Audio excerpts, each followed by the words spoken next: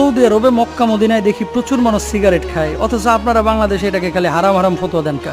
কিছু প্রশ্ন থাকে হুজুরদেরকে ঠেস মাইরা করে আর কি। ওই যে জর্দা সিগারেট এগুলো নিয়ে আমরা কথা বলি, কিছু মানুষ উমরায় যায়, উমরাতে দেখে আসে। আর আসলেও এই যে কয়েকদিন আগে উমরা করলাম ভাই, বিশ্বাস করেন ইন্দোনেশিয়ান ডি যেমন ছেলেরা তেমন মেয়েরা, যারা মক্কা মদিনায় গিয়েছেন দেখেছেন, আরবরা তো খায়। এই সবচেয়ে বেশি সিগারেট খায় হচ্ছে ইন্দোনেশিয়ান হাজিরা। এই সহজ সরল লোক, রাস্তা দিয়ে হাঁটা যাচ্ছে, ওই হাত ধরে একটু টিপ দিলেও কিছু বলে না, এরকম অবস্থা আর কি। ওখানকার স্থানীয়রাই বলে। আবার টাকা পয়সা এরা যে বেচা কিনা করে, সবাই এই সমস্ত হাজিদেরকে টার্গেটে রাখে। 5 টাকার জিনিস 50 টাকায় বিক্রি করে। এরা এত সহজ সরল, মানে বিড়িটা এবং সিগারেটটা এরা ছাড়তেই পারে না। আমি নিজে দেখেছি, ওই যে মসজিদে নববীর গেটে এসে সিগারেট ধরে বসে বসে টানতেছে। এখন তো মেয়েরাও অনেকে দেখি যে উল্টাপাল্টা এরকম সিগারেট খায়। নাউজুবিল্লাহ, এগুলো করা যাবে না। আরেকটা দৃশ্য আমাকে অবাক করেছে, মসজিদে নববীর আশপাশে সিগারেট খেলে পুলিশ অনেক সময় ধাওয়া দেয়, বকাঝকা করে। তো বিড়ি এইভাবে মুখে নিয়ে গিয়ে ইন্দোনেশিয়ান ওই হাজি পুলিশকে জিজ্ঞেস করতেছে ইংরেজিতে, এখানে কি বিড়ি খাইলে সমস্যা আছে?